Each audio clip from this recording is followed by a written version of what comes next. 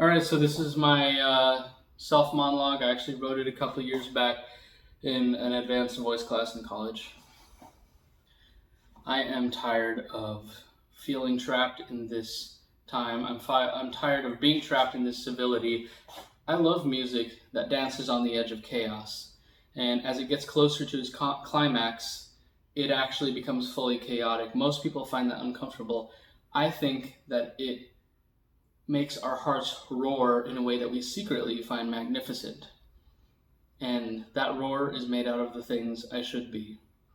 Sometimes I entertain myself. I have my monitor on, my computer on with a violent video game, and the TV on with a violent TV show.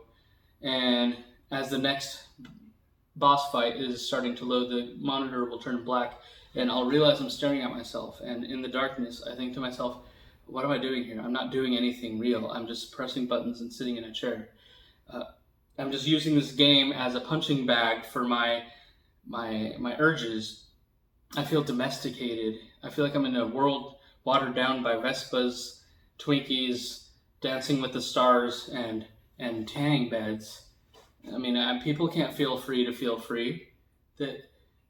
Some people have illusionary friends and imaginary enemies, and then they pat each other on the back for having such an accomplishment. I mean, we're just masturbating to our burdens and nailing our insecurities to our instincts. But then the monitor brightens up because it's time for the boss fight. Let's do it. So, if a role is something you can play and a model is something you can make, doesn't that mean that they're both fake?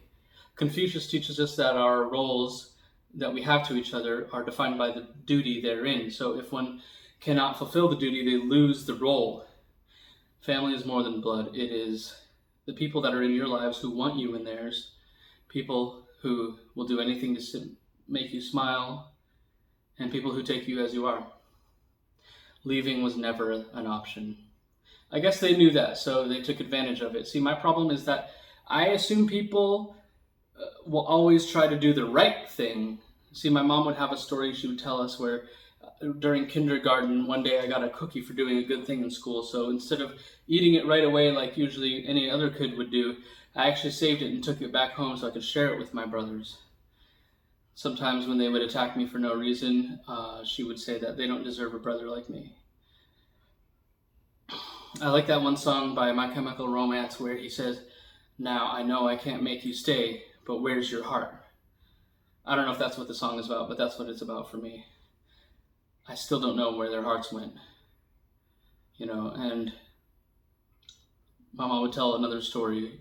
She talked about the day of my birth. A doctor had never touched me. I got out of there by myself. Me. I don't need anyone's help. And you know what? I've been tired of trying to figure out why people are the way they are. And if I was even right about them, that wouldn't change anything. And I got shit to do. Honor these days is usually reserved for movies or fantasy novels. I like the Mandalorians from the Star Wars universe. This was before the TV show. And they had a vast culture that was somewhere between a samurai and a Spartan. And they had this quote I loved. To lay down your life... Excuse me, let me start over. We don't have a word for hero. To lay down your life for your friends, family, or anything you hold dear is the basic requirement for a Mando. So we've never needed a word for it. It's the cowards we need a word for. Thanks.